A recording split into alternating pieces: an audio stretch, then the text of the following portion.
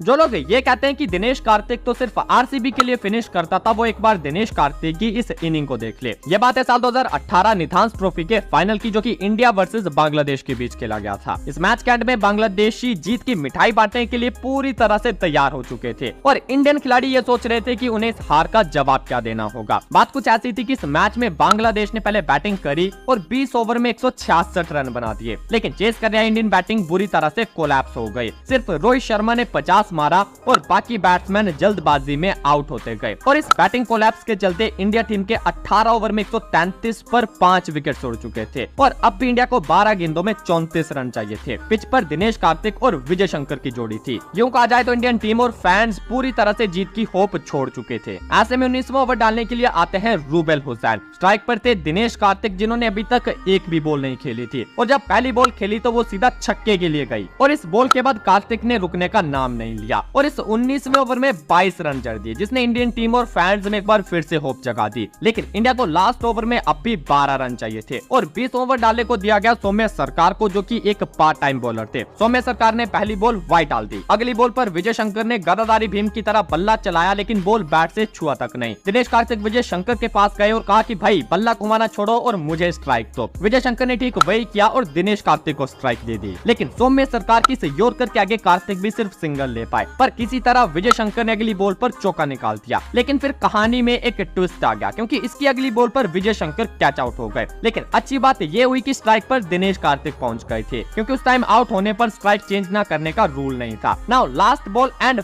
5 run, जिस पर आता है दिनेश कार्तिक का ये विनिंग 6 और ये सच में दिनेश कार्तिक की भाई साहब एक मैजिकल इनिंग थी।